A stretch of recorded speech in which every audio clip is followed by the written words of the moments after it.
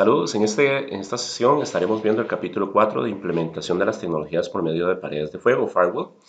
Su instructor José Antonio Arce Flores pues, va a dirigir el proceso de asimilación de los conceptos. ¿Qué vamos a estar trabajando?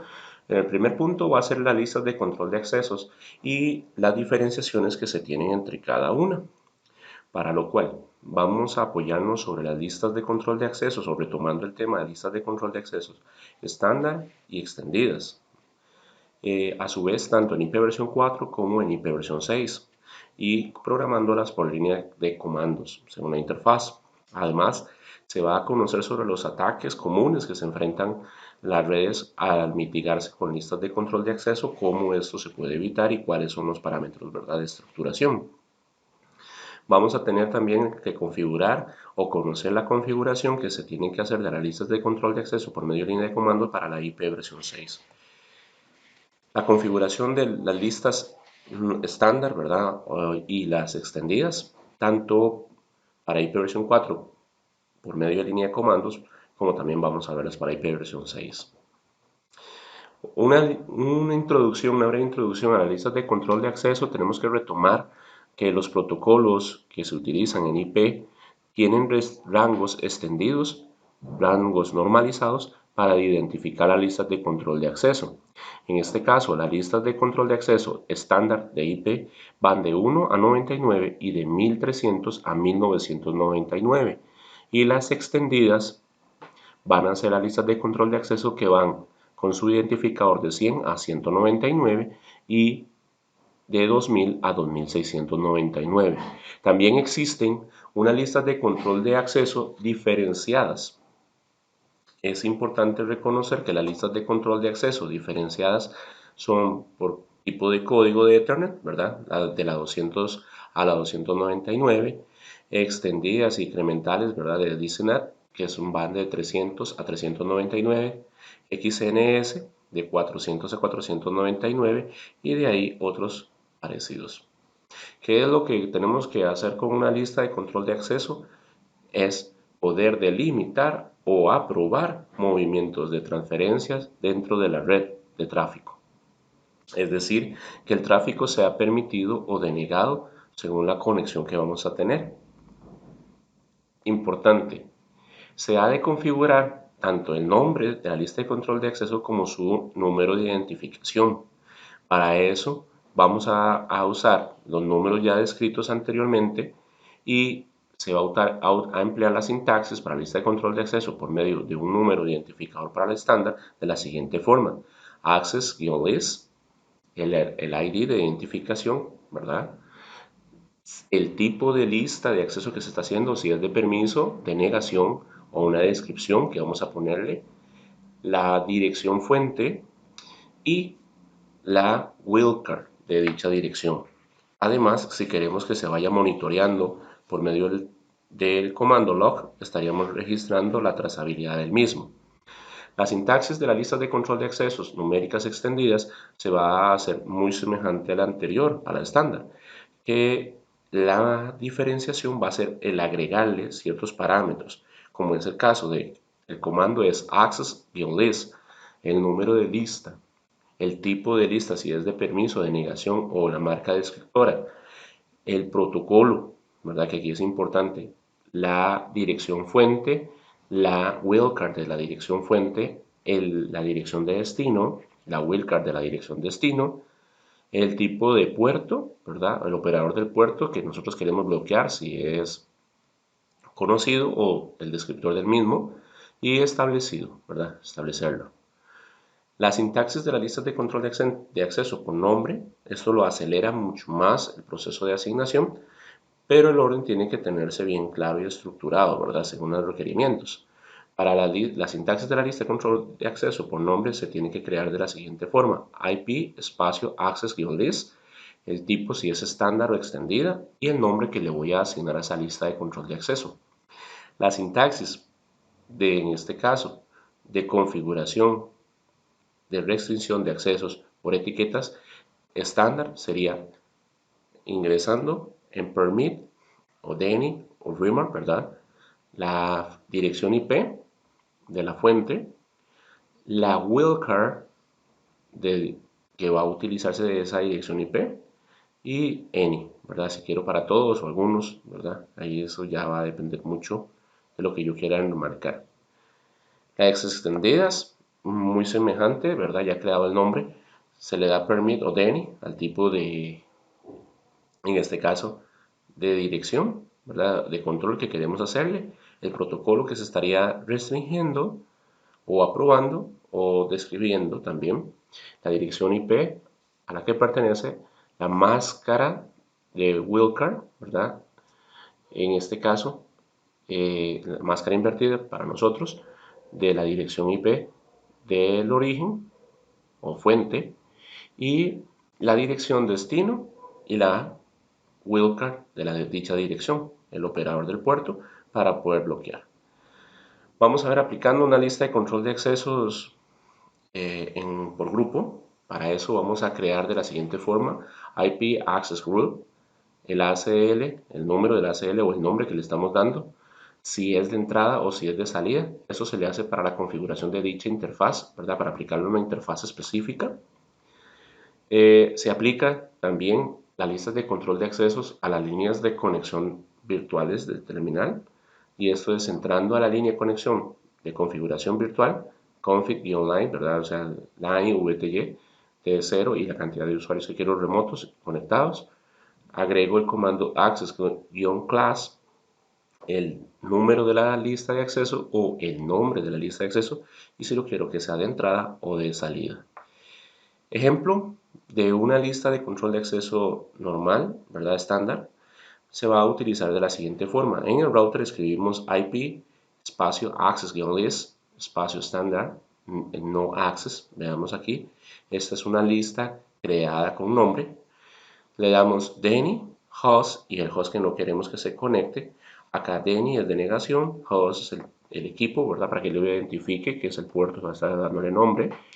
Y la dirección IP.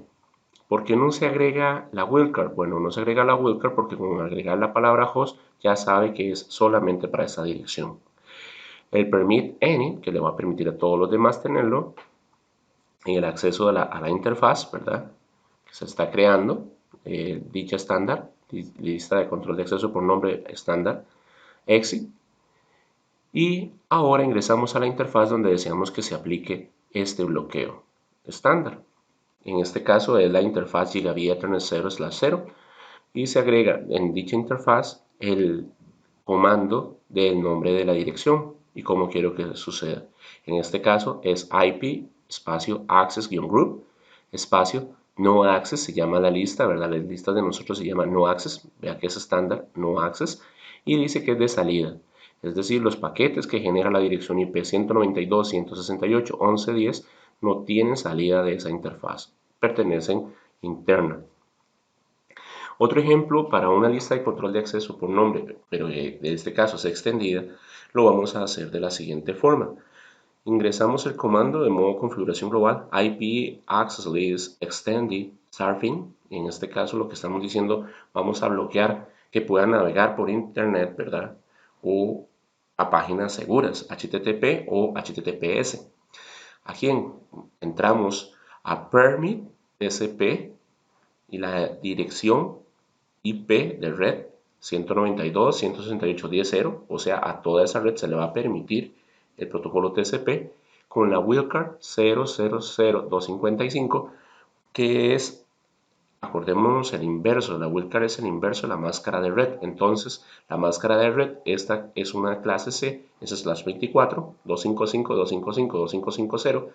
La wildcard, al ser invertido, donde está el 255 ponemos los ceros y donde está el 0 ponemos el 255. Eso va a identificar específicamente los hosts de esa red. Any equal, ¿verdad? A cualquiera que sea igual a 80 va a poder navegar por internet, en este caso página HTTP. La siguiente línea nos va a dar el permit TCP igual a la red de la que estamos hablando, 192.168.10.0, con la wildcard 0.0.0.255. Ahí identifica todos los hosts de esa clase, de esa dirección IP. Any EQ443. Ahí está entonces opción de que puedan navegar en páginas HTTPS. En el anterior, en el 80, va a poder navegar en páginas HTTP y, 443 es HTTPS. Eso es de buscar en qué puerto está asociado a qué sitio. Le damos exit, ingresamos otra vez el comando, ¿verdad? En este caso para crear otra lista extendida que se llama browsing, en este caso IP Access List Extended Browsing, ¿verdad? Y vamos a darle permit TCP any, la red completa con la wildcard, ¿verdad? Empleada anteriormente, y se le da establecer, establish it. Esto le va a permitir establecer que puedan buscar, ¿verdad? Hacer browsing, hacer navegación. Para nosotros le damos exit y ahora sí, vamos a decirle la interface a la que quiero que se aplique. En este caso es la interface giga ethernet 0/0 y le decimos IP espacio access-group surfing. ¿Y cómo va a tener el surfing? Para que pueda tener entrada, va a ser de in, mientras que el IP access group browsing va a ser de salida. En este caso es importante poder identificar cuándo va a ser de entrada, esa extendida va a ser de entrada o va a ser de salida. Si lo que yo quiero es que me dé respuesta al internet de las HTTPS, le pongo entrada, por eso surfing in. Y si lo que yo quiero es ir a buscar que aparezca estos dominios o que se me permita establecerse una navegación en cualquier puerto, le doy browsing out, porque yo quiero que salga la lista de acceso. Una sintaxis para aplicarle a la línea de terminal virtual de control de acceso, ¿verdad? Vamos a ingresar a todo el proceso de configuración de dicha interfaz. Entonces, ¿cómo lo hacemos? De la siguiente forma: access-class, el número de lista de acceso o el nombre, y si es in o es out. En este caso, vemos el ejemplo acá. Dice que el router en modo configuración global vamos a ingresar IP Access List estándar, porque esta es estándar, VTI-access, o sea que sea de acceso al VTY. Y dice que se le va a permit, o sea, permitir a la dirección IP 192.168.10.10 la opción de loguearse, o sea, log, de conectarse. Any significa denegarle a todos, ¿verdad? Que no puedan conectarse o hacer este proceso, solamente a esa dirección. Exit, cabe indicar que en el router 1, la gigabit Ethernet 0/0 es la que está configurada con esta red. Entonces, de esa interfaz tiene conectados varios hosts a esa interfaz, en el cual solo la PC con la IP que se está dando la descripción 192.168.10.10 va a poder entrar en modo virtual para programar o configurar el equipo. Le damos la opción Live VTI de 0 a 4, ¿verdad? Que son 4 usuarios remotos, y Access Class, el nombre Access Class espacio VTY-Access, y que sea de entrada, o sea que me permita entrar al router a configurar, que me permita ingresar al router. En finalizar, y ahí tenemos la conexión. En modo exit, ¿verdad? Ya saliéndose de la línea de configuración global a modo privilegiado, vemos ahí The Administrator Access VTI Lines y la PC. Ahí tenemos el permitir o el salir, dependiendo de cómo esté la lista. Para ver la lista de control de acceso aplicada, simplemente damos show espacio access-list. Importantísimo, para crear una lista de control de acceso, ¿verdad?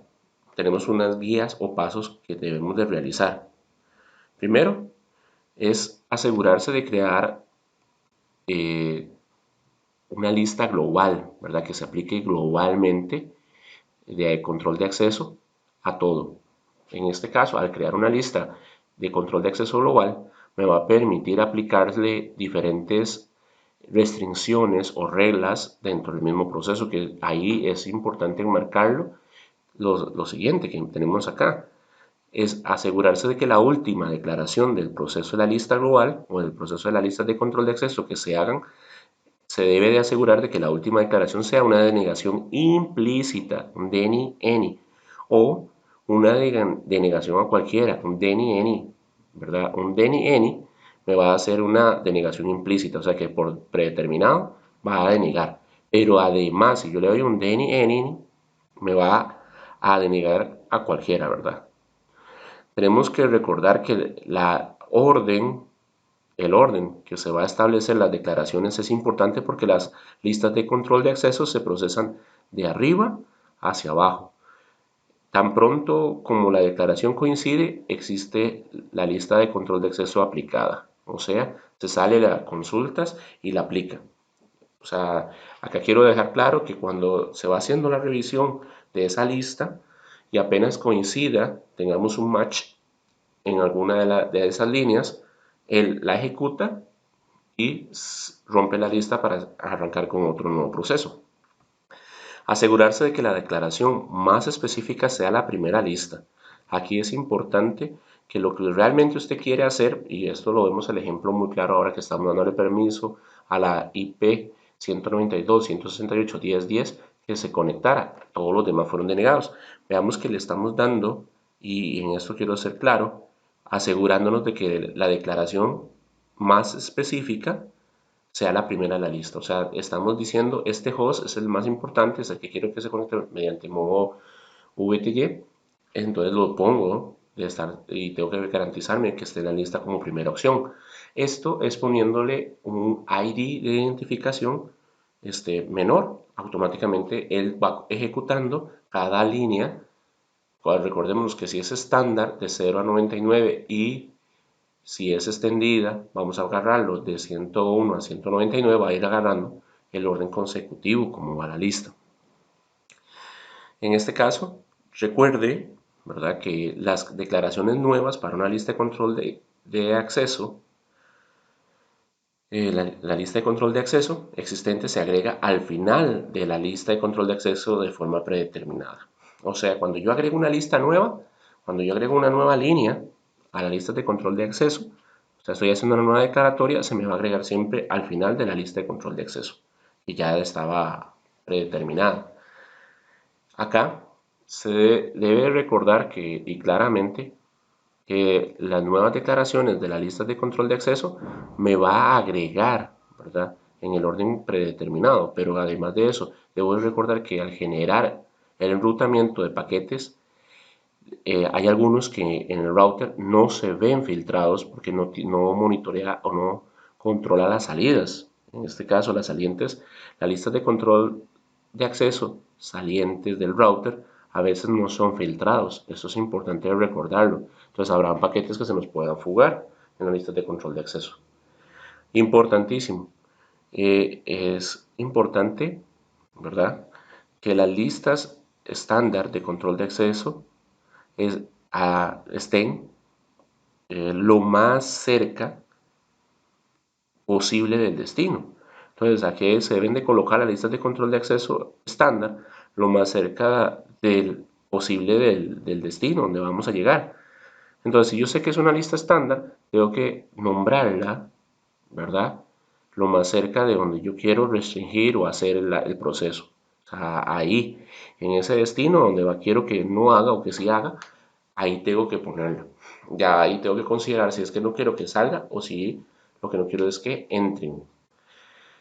Las listas de control de acceso extendidas deben de ser colocadas lo más cercano a la fuente posible. Ojo, mientras la lista estándar es al destino, las listas de control extendidas son a las fuentes, o sea, a través de lo más necesario que pueda decirse es que estén más cerca de donde se vaya a originar el insumo en base a las extendidas. En este caso, vamos a ver una lista de control de acceso de 3 entradas. ¿Cómo la vemos? ¿Cómo la verificamos? Desde modo privilegiado damos el comando show access-list. En este caso me regalan el ID de la lista, ¿verdad? Ya sabemos que es una lista 101, o sea, es una extendida. Y me dice que la extendida son las asociadas, las reglas asociadas son la 10, la 20 y la 30. La 10 es permitir el TCP de cualquier conexión de cualquier usuario, ¿verdad? La lista 20, la línea 20, es permitir el UDP de cualquiera. Y la lista 30 es permitir ICMP, o sea, que lo que es PIN para nosotros de cualquiera. Ahora, vamos a hacer que la lista de control de acceso se vaya a modificar o se edite, lo cual va a agregar una nueva línea de control de acceso y se va a reemplazar la línea 20. ¿Cómo se hace eso?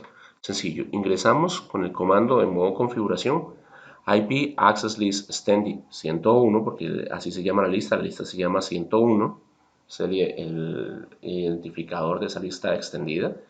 Decimos que vamos a quitar la línea 20, entonces, o sea, de la línea de la extensión 20, la vamos a quitar, simplemente agregamos la palabra no y el número de dicha lista. Automáticamente se borra el permit UDP NN. Ahora vamos a agregar una nueva para poder manejar y reemplazar mejor las listas de control de acceso para Telnet y para denegaciones del UDP. Entonces, ¿cómo se hace? Simplemente la nueva. Vamos a decir que le vamos a dar un ID 5, ¿verdad? Que quiero que esté por encima del permitir el TCP. Y le ingresamos en el proceso, que es muy importante, el comando 5 deni sp nn eq telnet. O sea, porque yo quiero darle prioridad de que deniegue ese servicio. En el caso de las denegaciones. Acá, al denegar, o sea, vea que está dándole las prioridades que quiero que se permite, que quiero que se deniegue. Al denegar el telnet, no me va a generar conflictos después con el TCP, porque ya primero se tiene que denegar, en el TCP se tiene que denegar el telnet. Si lo pusiera al revés, entonces siempre se va a ejecutar de primero la 10, entonces habría un conflicto.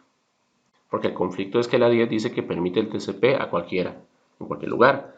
Mientras que aquí le estoy diciendo que en la opción 5 se va a denegar el TCP a cualquiera, en cualquier lugar que sea igual a Telnet. O sea, cualquier tráfico que venga con Telnet, él lo va a denegar. Entonces, primero por eso es que la prioridad es atender de que se niegue el Telnet. El 20, ¿verdad? Que ahora se modificó, lo es agregar una lista nueva. El 20 va a ser DNI, UDP, NIN. O sea que ahora está más bien, en lugar de permitir el UDP, ahora está completamente negado para cualquiera y cualquier equipo que se llegue a conectar. La actualización de la lista después de haber entrado estos cambios va a ser la siguiente. ¿Cómo quedó actualizada? Show, espacio, access, list, y me regala que el orden como quedaron. Veamos que los identificadores de la lista de acceso van de menor a mayor, y eso es el orden con que se van a ejecutar las listas cada vez que se tengan que consultar. Las listas de 4 entradas, lo vemos acá, una lista de 4 entradas. Para presentarlo simplemente en modo privilegiado, le doy show espacio access-list. Ahora vamos a agregar una nueva, vamos a editar la lista 19 normal, ¿verdad? Estándar. Vamos a editarla. Dicha lista, puedo decir que es estándar porque primero el ID del identificador, ¿verdad? Está entre el rango de 1 a 99. Y lo otro que aquí cuando le doy show access list me dice qué tipo de lista es. En este caso me está indicando claramente que es una lista estándar. Vamos a darle un permiso a la dirección 172.22.1.1, ¿verdad? Para que pueda tener conexión al tráfico, permitir el tráfico de IP. Entonces vamos a opción 25, permit y la IP. Al darle a actualizar, vemos que igual ordena todas las listas, ¿verdad? Ordena toda la lista para mostrarle, para presentarnos cómo va a quedar. Vamos a ir a modo privilegiado y le escribimos show, espacio, access-list, y el tipo de lista que me sale a mí ahora es una lista de 5 líneas, o sea, 5 entradas, y la entrada 2 es la que se convirtió con el estándar 25, que me da permiso para el host 172.22.1.1 pueda permitírsele navegar, o sea, tener las especificaciones de IP, que es normalizada. Para mitigar los ataques con listas de control de acceso, vamos a hacer lo siguiente. Antisuplantación con listas de control de acceso, vamos a usar Access List 150, o sea, una extendida, DNI, y la IP, la que queremos, en este caso cualquier red, es lo que estoy diciendo, cuando meto 0000 es cualquier red, con cualquier máscara de red, por eso meto 255, 255, 255, 255, o sea, cualquier host, cualquier red que sea ahí descriptivo, cualquiera va a estar denegado. O sea, todo lo que venga de internet, todo lo que venga de adentro de la interfaz local, va a estar denegado, ¿verdad? En el acceso. La lista de control de acceso también, aquí lo vemos, sigue aplicándose. Y me dice que va a denegar la 150, la dirección 10.000 a la wildcard, perdón, 0.255.255.255, la 127.000 va a denegar aquí todo el pool de que está, de esas direcciones. Y seguimos con la 192.168.00, la wildcard de dicha dirección. O sea, todo el pool ahí, la wildcard, vean que va a ser todos los hosts, ¿verdad? De todos esos dos rangos, esos dos octetos se volvieron la denegación para todos los hosts dentro del rango de la red. Para todos los hosts dentro del rango de la red. 192.168. Y acordémonos que la dirección 224 va a ser una de multicast. Entonces, de una vez está bloqueando todo lo que sea multicast. Recordemos que el multicast es mandarle, y aquí hago la salvedad, mandarle mensajería a un grupo selectivo dentro de una red local o un grupo específico dentro de una dirección de red. En este caso, veamos que la wildcard ahora tiene el 15 de primero. ¿Por qué el 15? Porque hay que decir claramente la clase D va desde la 224.00000 hasta la 240. Entonces, ahí, bueno, específicamente 239, porque 240 arranca la clase E. Esas dos clases, recordemos que nunca se usan para aquí en curso, pero sí se usa en la vida real, ya que la 224 es de wildcard, o sea, toda la red 224 hasta la 239 son para multicast para nosotros en las wildcard, por eso se limitan a 15, 255, 255, 255. Se va a denegar los hosts, cualquier otro host, entonces para eso se pone host, la palabra, ¿verdad? Que cualquier equipo, en este caso la dirección general, y se le da a aplicar, o sea, any, cualquiera, se le aplique. Hecho eso, ese va a ser un inbound. Entonces, como para controlar la entrada, o sea, lo que entra a la red. Entonces, voy a crear en la Gigabit Ethernet 00, o sea, que en la Gigabit Ethernet 00, no se le permite entrar así. Entonces, access list 105 permit IP. Vean que la IP de la interfaz Gigabit Ethernet 00 es la 192.168.1.0/24. Entonces, access list 105 permit IP, y ahí está la dirección IP de red de esta que está ahí, y se le pone la wildcard respectiva y any. Eso va a hacer un inbound, ¿verdad? Para que a la entrada no esté entrando directamente a la interfaz. Y también tenemos un inbound a la serial, ¿verdad? Que yo no quiero que me entren a la serial un inbound, ¿verdad? O una limitación de fuego entrante, ¿verdad? Al firewall entrante. Entonces simplemente lo pongo en el origen, inbound en el origen de la serial. Yo no quiero que este host entre acá al router por medio de la serial, entonces lo pongo una lista extendida. Recordémonos que las listas extendidas vamos a verlas muy asociadas al tráfico posible de la fuente, o sea, para este host el tráfico posible de la fuente es ingresar al router, entonces es lo más cercano a él sería esta interfaz, es lo más cercano para este en el router, esta es la interfaz más cercana a él, entonces por eso tengo que ponerlo a la salida. Si yo dijera que este host quiere llegar a estos servidores o a esta PC, el más cercano a él, por eso se dice que las listas de control de acceso extendidas se ponen lo más cercano a la fuente posible, entonces se pone en este extremo. Por eso es que queremos restringirlo ahí. El 180 me hace identificar automáticamente que es una extendida, ya que hemos visto que va de 101 o de 100 hasta 199, el primer rango. Acá, entonces tenemos el bloqueo y decimos access list 180 permit udp any host 192.168.22, o sea que al host 192.168.22, que es este servidor, se le permita, ¿verdad? UDP para el dominio. Después, para tener correo electrónico, salida de correo electrónico, se ha creado otra lista de control de acceso, access list 180 permit TCP a cualquier host que se conecte a 192.168.22, que es el servidor, igual a Simple Mail Transfer Protocol, o sea, protocolo de mensajería de transferencia. Perdón, protocolo de transferencia de mensajería, para que suene mejor, simple. Una lista para que se pueda accesar el servidor, el 192.168.22, los archivos que estén en el protocolo de transferencia de archivos, ¿verdad? El FTP. Y ahí sucesivamente para conexión remota, para loguearse y para monitoreo simple. En este caso, si queremos crearle un permiso de acceso a este host para programar este router, tenemos que tener claro que tenemos que tener la dirección IP de la interfaz, decir la palabra host, que es este host específico que queremos que entre, ¿verdad? Se conecte este host a este otro host que se vería el router como un host para darle mantenimiento por SSH o por el telnet o por logueo, etcétera, etcétera, etcétera. Mitigando el abuso de PIN, ¿verdad? Del ICMP.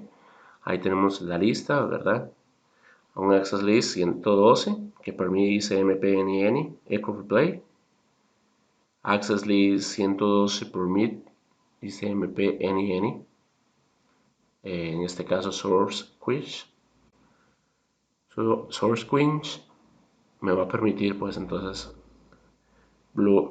permitir el acceso a dicha fuente y permit ICMP NN, unreachable, que es sin rechazos, para cualquiera que estemos ahí, ¿verdad? Dentro del proceso, dentro de la interfaz.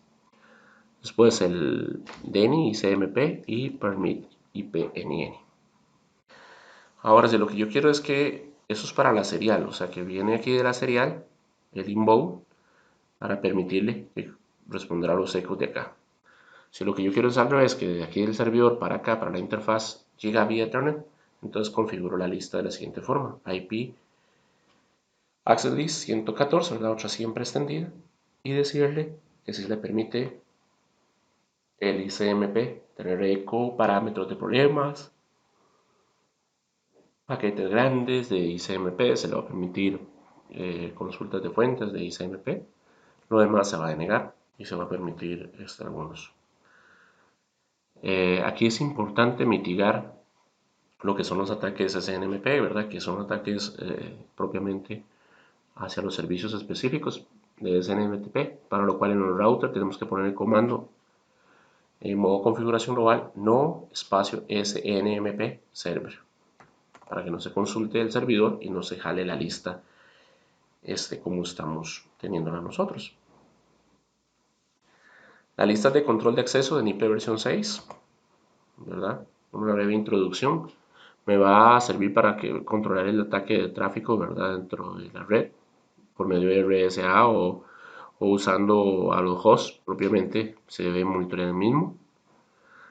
No se sabe si los hosts, de acuerdo a ellos, el estándar, pues da una conexión activa o un silenciamiento, dependiendo del túnel como esté configurado para el UDP. Y la IP versión 4 va a tener que mirar también el tráfico UDP. Ya para IP versión 6 vamos a tener que ver el UDP.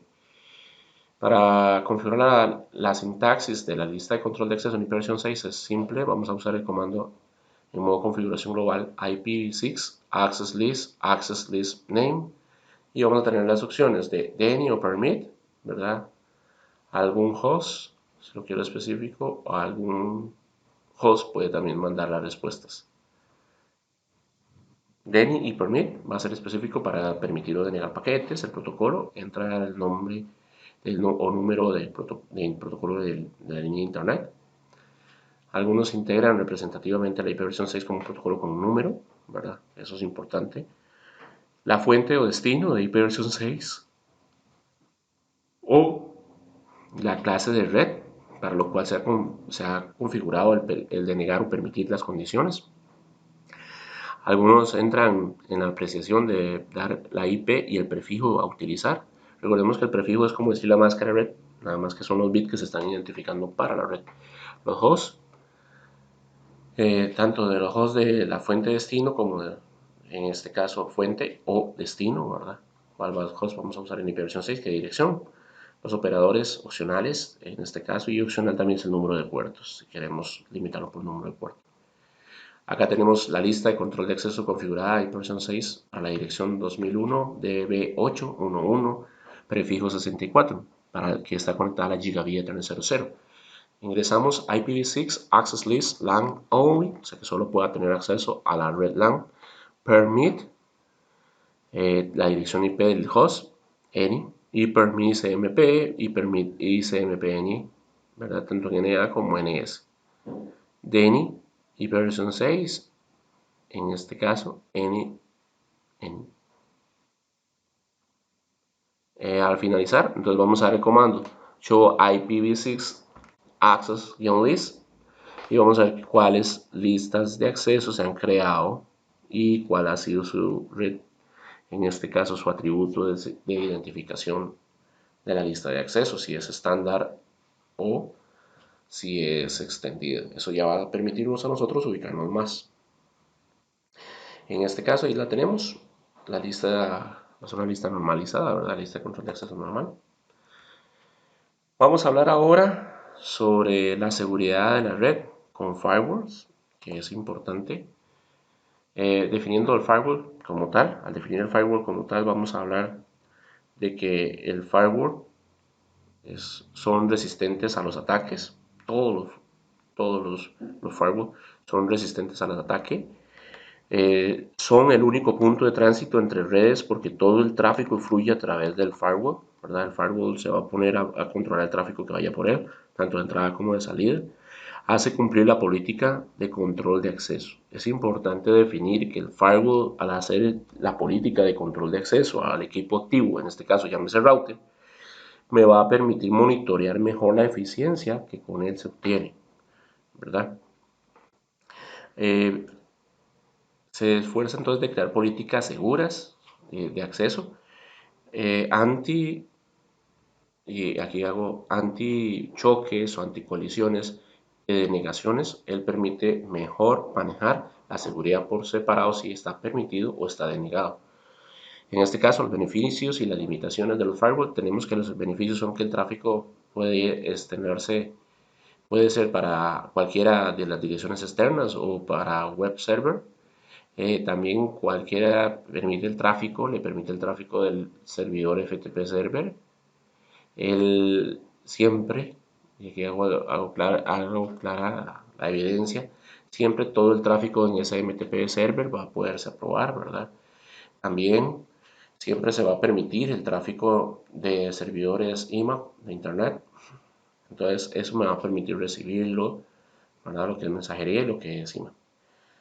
Denegación en todo lo que quiera entrar al tráfico dentro de la red, el cual puede ser denegado por medio de una comparación a la dirección de la red que quiera entrarse internamente y registrándose la dirección IP quien trató de entrar. Deniega todo el tráfico de entrada para servidores o direcciones externas, deniega también todo el tráfico de entrada para lo que son ecos de ICMP, deniega también todo el tráfico de entrada para los directorios activos de Microsoft, MS Active Directory, y deniega todo el tráfico, ¿verdad? Y aquí hace la salvedad, deniega todo el tráfico MS SQL Server. En este caso es importante comprender que también Any All MS Domain Local Broadcast me va a permitir que el dominio de broadcast sea gestionado, o sea que no se le permita mandar broadcast a nuestra red interna. Tipos de firewall. En nuestro caso vamos a hablar de tipos de firewall, como son los firewall de filtrado de paquetes. Este juega un papel muy importante entre la capa de red y la capa de transporte, viéndolo en modelo OSI. En la capa 3 y 4, este tipo de firewall va a estar monitoreando el puerto y la dirección IP de dónde viene y de dónde va, origen y destino. El puerto origen y el puerto destino también. Eso quiere decir que va a controlar mucho la segmentación del paquete y va a consumir bastante recursos también para el control del direccionamiento de entradas y salidas. La aplicación, ¿verdad? Firewall para la aplicación de puertas de enlace o de pasarelas de puerta de enlace. Este firewall va a estar importantemente identificado en la capa 7, que es un firewall de Gateway Application, o sea, un firewall de puerta de enlace, de aplicaciones de puerta de enlace, o sea, cuáles aplicaciones necesitan manejar la puerta de enlace. En este caso es importantísimo poder identificar ahí. Y también en los firewalls de puerta de enlace, en las aplicaciones de control de información, va a estar ubicado en la capa de red, transporte y sesión. Un firewall, ¿verdad? En este caso de permiso de tráfico en la red, un stateful firewall, va a estar entre la capa de sesión, transporte y red para elegirlo correctamente. Y el firewall de NAT, que recordemos que NAT es la traducción, la tabla de traducción de convertir direcciones IP privadas en públicas y públicas en privadas. Y esto de direccionamiento va entre la capa de red y la capa de transporte. Vemos entonces que el firewall más está impregnado en la capa de red y capa de transporte en todo momento. Es ahí porque el firewall se cataloga que es un dispositivo de capa 4, ya que su relación más integral está, vamos a verlo más adelante, su relación está más con los equipos de ese nivel. O sea, vamos a darle seguridad a la conectividad de esa capa. Beneficios y limitaciones que tenemos al filtrar por paquetes. Bueno, entre los beneficios podemos decir que tenemos un mayor control de las direcciones IP, tanto fuentes como origen, ¿verdad? Origen y destino. Los protocolos establecen mejor control del tráfico dentro de la red. También se destina mejor el número de puertos, se destina mejor el número de fuente, se sincroniza mejor al inicio con los paquetes, ¿verdad? Del recipiente. Esto me va a permitir manejar mejor esos dos procesos. Stateful Firewall, ¿verdad? Me va a permitir pues generar tablas de estadística, tablas de estado completas, donde va a monitorear qué es la sesión establecida, con quién estuvo, dónde estuvo, qué se le permitió hacer, qué no se le permitió hacer, qué es el tráfico aceptado, etcétera. Por ejemplo, aquí abajo tenemos un insight ACL, Outgoing Traffic, ¿verdad? Que es tráfico saliente. Se le controla con una lista de control de acceso interna desde Insight que dice Permit IP, la red completa y la wildcard a cualquiera. O sea, que tenga acceso a cualquiera. El Outside puede ser Permit, en este caso un Permit también. Outside ACL Incoming.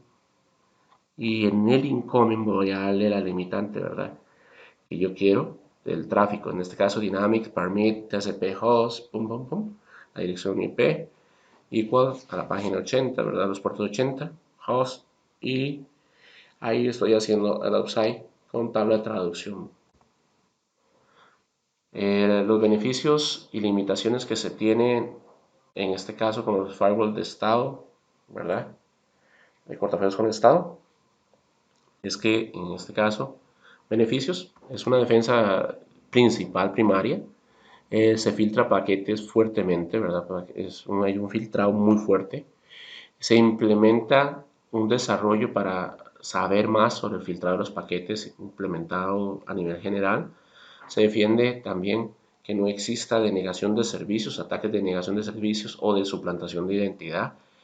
Es riquísimo para loguear datos, ¿verdad? Para el control de monitoreo de datos.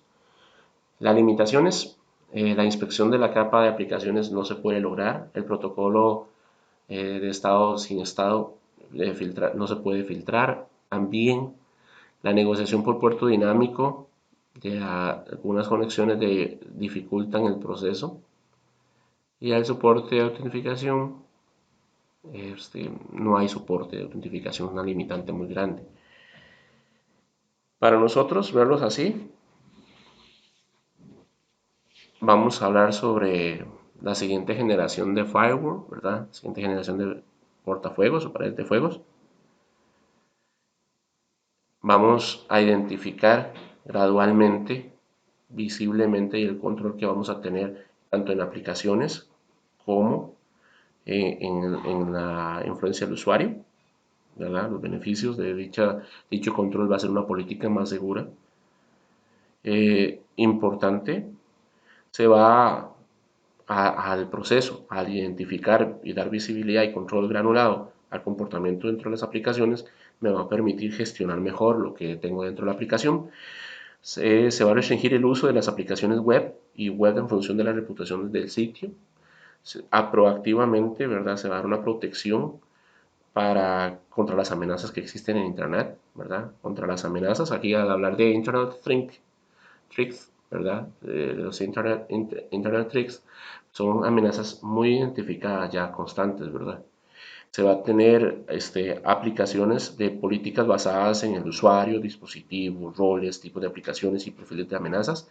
Se va a dar un rendimiento mejor para las tablas de traducción de direcciones, o sea, el NAT, para las redes virtuales privadas, los VPN y para las ISPI, que son las interfaces, en este caso de conexión satisfactorias completas de usuarios. Uso de un IPS, ¿verdad? Va a tener un IPS dentro de las estructuras de la política de conexión. Firewall clásico, la que es importante, cómo funciona. La red inicialmente interna va a estar protegida con este firewall. Aquí tenemos un ejemplo de que el usuario 1 va a hacer una sesión SSH, se inicializa la sesión, retorna, ojo, inicializa la sesión estableciendo una comunicación con el firewall, retorna el firewall que el usuario de la sesión es permitido. Al estar permitido, veamos que la compu puede pues, tener bloqueo. Entonces ahí el usuario pues queda corto, pero vamos a verlo acá. Cuando va a recibir la sesión de conexión SSH al dispositivo, cuando se regresa esa información, el otro tráfico es bloqueado. Y aquí es importante, tráficos con SSH que no corresponden al usuario aprobado, va a ser bloqueado, va a ser denegado. Y esto, al que sí lo es y que sí pertenece, pues pasa directo. La inicialización entonces de SSH, de la sesión de SSH es cuando yo mando y el usuario ha sido registrado al otro extremo y la frontera lo ha aprobado, entonces negocio con el firewall para que vea el tráfico entrante y saliente.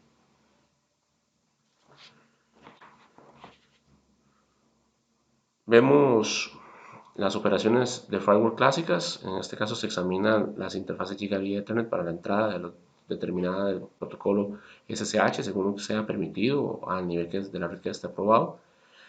Se le agrega información del tipo de estado para seguir un seguimiento de la sesión del SSH. La iOS compara paquetes tipo de inspección según la regla determinando si SSH puede ser pues, guiado o transferido. También se le agrega dinámicamente las entradas de la ACL, y en este caso seriales específicas como lo son la serial 000, que siempre pues vas a monitorear ahí, por este ejemplo, el tráfico que se está entrando y saliendo, ¿verdad? Internamente el control respectivo. Cuando la sesión se ha terminado, el cliente, ¿verdad? Se va a suspender, se va a remover todas las entradas de aprobación dinámicas de la conexión de estado. En este caso, se va a configurar el firewall de forma clásica, cambiando las internas o externas interfaces, ¿verdad? Configurando interna y la externa interfaz. ¿Quién va a ser interna y quién va a ser externa? Se le va a programar las rutas de reglas establecidas para esos dos procesos. Se va a configurar la lista de control de acceso para cada interfaz. O sea, cada interfaz va a tener configurada una lista de control de acceso. Las reglas de inspección se definen propiamente a ese elemento y las interfaces aplican reglas de inspección aplicadas directamente a la interfaz. Aquí vemos un ejemplo de modo privilegiado. Le doy show espacio IP espacio inspect espacio session y me da una vez, digamos, una breve implementación, que es lo que estaríamos viendo, para irlo entendiendo porque calza o se asocia, ¿verdad? Respectivamente. Diseño de la red. En firewalls vamos a verlo de la siguiente forma: de entrada o de salida a la red, dependiendo del tipo que vayamos a tener. Si, por ejemplo, yo quiero que la red pública del Internet que está al extremo salida, ¿verdad? Esto es salida, quiera ingresar para tener acceso a mi red privada de VLANs, tengo que tener reglas claras de bloqueo. Si yo lo que quiero es más bien que las VLANs que están adentro tengan derecho a salir a convertir nombres de dominios URL a IPs o recibir mensajería por medio de SMTP o recibir páginas web, tengo que darle salida, o sea, no acceso a la entrada, pero sí a la salida. Esto es viendo quién es inside y quién es outside para nuestro caso. En este caso, de limitación por zona, es importante generar siempre zonas de limitación. En el offsite, ¿por qué? Porque en el offsite, cuando quieren entrar a nuestra red privada, que es interna, es inside, no quiero que tenga ataques, para eso creo una zona desmilitarizada, una DMZ. Estas DMZ me permite que si alguien fuera de mi red quiere algún servicio o tiene necesidad de algún proyecto, de algún propósito de conectarse a mi red, no se me conecte a mi red privada, sino que más bien se conecte acá, donde está la zona desmilitarizada, que están los servidores frontera o equipo frontera, y puedan tener intercambio de información entre ellos. La zona desmilitarizada no tiene derecho a entrar a mi red privada, según este ejemplo que estamos viendo. La red privada tiene derecho a ir a la zona desmilitarizada o tiene derecho a ir al Internet, pero no les da derecho a ninguno de los dos, ya sea el outside o DMZ, a entrar a la red privada. Esto bloquea. El intercambio de información entre redes, ¿verdad?, privadas va a permitir, dependiendo según las políticas del firewall que se haya creado y las zonas basadas según el uso. En este caso siempre vamos a tener un offsite que es el público, que es el de Internet. Vamos a crear una zona donde vamos a tener la granja de servidores que van a tener comunicación con el offsite y podemos tener dentro de mi inside N cantidad de redes privadas, VPN, que me permiten ver el mejor control y manejo de las zonas.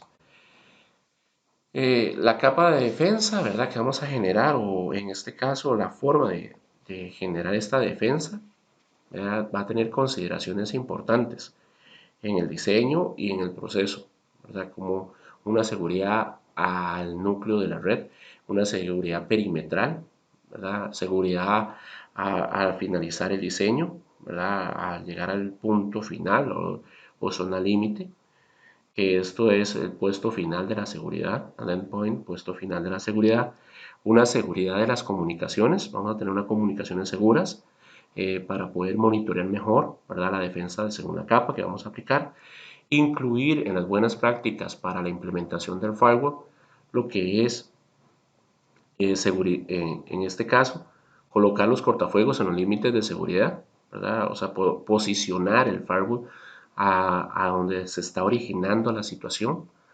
En este caso también importantísimo no es aconsejable depender exclusivamente de un firewall para la seguridad.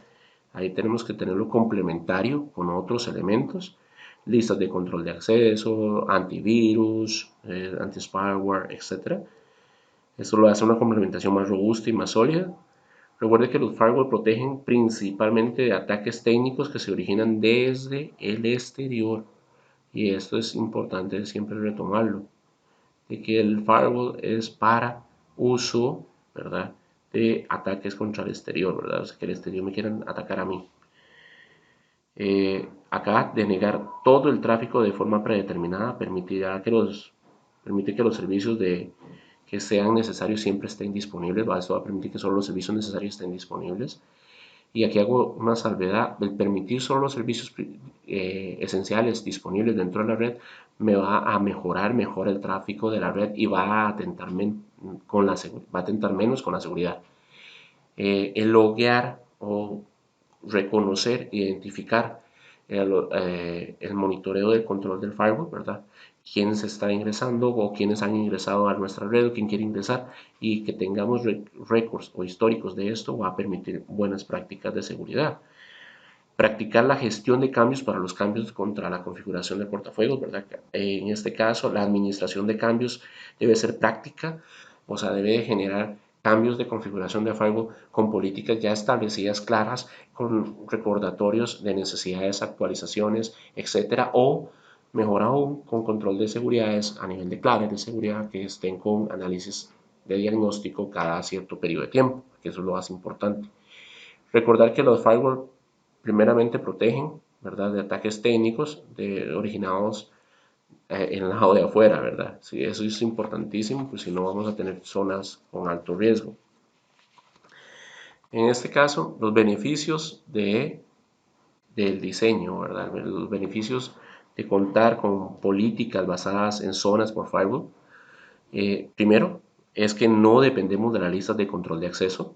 La postura de seguridad del router es bloquear al menos que sea permita explícitamente. O sea, el router va a estar garantizándose que cualquier cosa va a estar bloqueada, solo si ya fue específicamente asociado como permitida, entonces el router no bloquea, pero es la configuración inicial del router, todo está bloqueado. Las políticas son fáciles de leer y solucionar problemas, ¿verdad?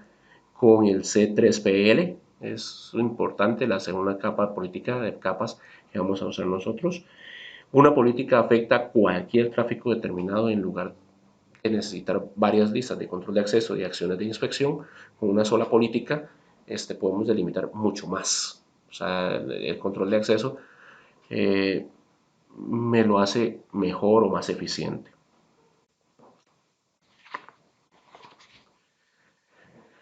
El diseño en este caso, de zonas basadas por políticas en firewall, tenemos que incluir en el diseño detalles comunes, como lo es la LAN a Internet, ¿verdad? O sea, que la LAN tenga salidas al Internet.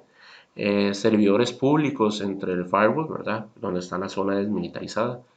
Firewall redundantes, o sea, firewall que estén constantemente reanalizando y estén apoyando el firewall principal. Y firewall complementarios, o sea, que donde me pueda dar un acompañamiento para si hay una sobrecarga o saturación, a poder hacer un balance scorecard, o sea, hacer un balance de cargas, un balance load para nosotros. Pasos del diseño: determinar las zonas, establecer políticas entre zonas, diseñar la infraestructura física, ¿verdad? Es importante a nivel físico, identificar las subredes configuradas o las subconfiguraciones que se necesitan, cuáles zonas van a requerir emerger con el tráfico, ya sea específico por zona o por controles. Esto es importantísimo tenerlo claro. Las operaciones para el caso de las zonas basadas por políticas, tenemos que va a existir el control de inspeccionar, ¿verdad? Inspeccionar las configuraciones de inspección de paquetes en los estados de Cisco iOS. O sea, se va a configurar el sistema operativo del equipo de Cisco para estar inspeccionando paquetes, ¿verdad? Que se combinen satisfactoriamente, stateful, o sea, que su estado sea bueno, sea estado aprobado. Eh, el drop, en este caso, la denegación, una gota, ¿verdad? Ahí tenemos análogo a una declaración de denegación de una ACL. Un drop es una denegación, un DENI. Para nosotros parece un DENI al de ACL. Hay una opción de registro disponible, o sea, un doc, ¿verdad? Para registrar los paquetes rechazados, o sea, registrar por qué fue rechazado ese paquete o por qué fue lo que no cumplió o las expectativas de cancelación. Después tenemos los aprobados o pasados. En este caso, es análogo a una declaración de permiso, un permit de las ACLs. La acción de paso no arrastra el estado de las conexiones de sesión dentro del tráfico de la red. Entonces, ahí tenemos el ejemplo más claro. El drop igual de any, el pass igual al permit, y el inspect es una aplicación para pues, inspeccionar que todo esté funcionando correctamente. En este caso, también tenemos que crear reglas de tráfico, de tránsito de tráfico muy claras.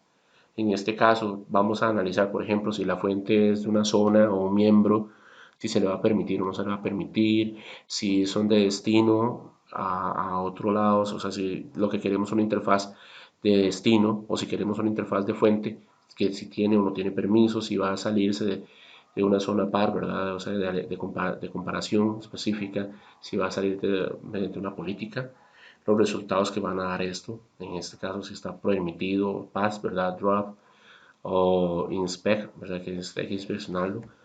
Las reglas para el tráfico de las zonas, ¿verdad? Ahí tenemos que tenerlo claro. La verificación simple a sí misma va a decirnos qué quiero que se haga o no que quiero que se haga. En este caso, para configurar una zona, ¿verdad? Hemos dicho, para una zona con una política específica, se ha de crear las zonas, se identifica el tráfico con las clases de mapas, ¿verdad? O sea, con el mapa de la clase de la red que queremos, se define la acción propiamente que quiero que se cumpla con esas políticas de la red para el mapa que se va a identificar. Se identifica una zona de paridad, ¿verdad? Y de comparación para así aplicar la política. Se asignan zonas apropiadas a las interfaces y esto es una zona pública, una zona privada, una zona para nosotros outside y un inside de identificación. Se crean las zonas claramente identificando qué se permite, qué no se permite y yo siempre digo, cuando vaya a crear la zona en el router, siempre créela con un nombre claro para usted, un zone security, por ejemplo, para la LAN o un zone security para private o privado o, o interno, entonces ya usted va a ubicarlo bien claro, externo o internet, lo que puede llamar público, y ahí va a tener otra zona, ¿verdad? Respectivamente.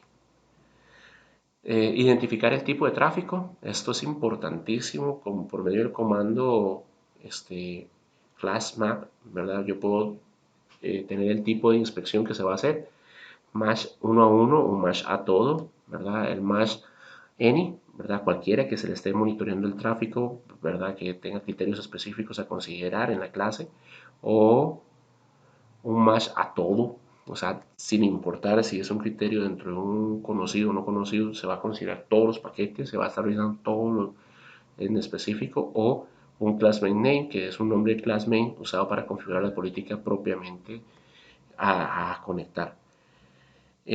Acá tenemos una subconfiguración que se le hace para el plasma, ¿verdad? El plasma va a tener MASH access rule, la lista de control de acceso que tenga o el nombre de la lista de control de acceso, un MASH protocol, el protocolo, el nombre del protocolo propiamente, o un MASH class map, a un nombre de class map que se ha dado, que lo vimos anteriormente arriba, ¿verdad? Vamos a hablar de un nombre específico, un pool de una política. Al identificar esto, el classmat se debe configurar con esta estructura. Por ejemplo, classmat pi inspect mat any, y aquí va a decir el nombre, se va a llamar HTTP traffic, o sea que va a monitorear el tráfico de HTTP, y dice MASH protocol HTTP, MASH protocol HTTPS y MASH protocol DNS. O sea que puede tener este permiso de verificación y de control de que el paquete sea ya sea una página web HTTP o una página segura web HTTPS o convertir un URL a una dirección IP, o sea, un DNS. Un policy map, en este caso un mapa de políticas, ahí lo tenemos que inspeccionar, tipo de inspección que se quiere hacer y las clases, tipo de clase que se va a hacer, si es de inspección, si es de negación o de permiso. Y ahí están los nombres. Identificar una zona, ¿verdad? Paridad o por comparativa más a una política va a permitir tener un mayor control, pero como pueden ver es un poco mucho más complejo, porque la zona por paridad y por servicios de la política que se vaya a crear va a limitar mucho más, pero mejor, de forma eficiente. Eso sí hay que considerar las direcciones de las fuentes, las IPs de las fuentes o de direcciones orígenes y todo el servicio que hay que configurar. En este caso ahí tenemos el ejemplo claro sobre las políticas de servicio de configuración para no recibir, por ejemplo, cualquier otro tráfico que no sea de Internet aprobado.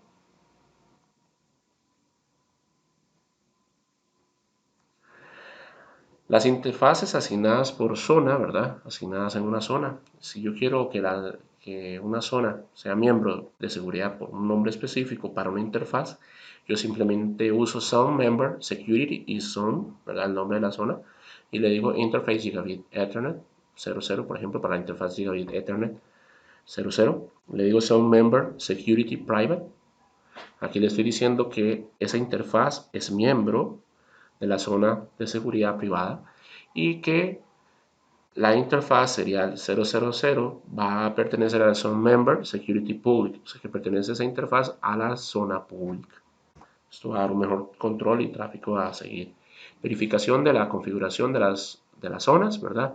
Se debe verificar por medio de los comandos showroom, barra vertical begin class map, show policy map, type inspect zone pair session, show class mate type inspect, show zone security, show zone pair security y show policy map type inspect.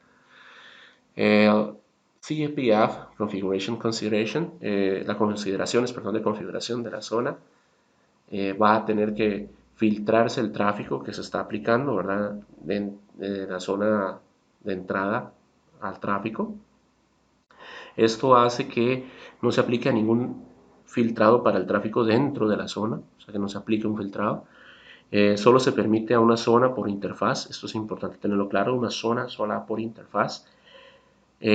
Sin configuración de firewall clásico y ZPF es la misma interfaz, tenemos que tomar en consideración si están separados o si lo vamos a unir todo en la misma interfaz. Si solo se asigna a un miembro de la zona, se descarta todo el tráfico o solo el tráfico permitido explícitamente se reenvía a las zonas. El tráfico a la zona propia no se filtra y esto es importante recordarlo. Bueno, hasta acá es el capítulo 4. Espero que hayan y que estén claro el concepto de las zonas para esta sesión.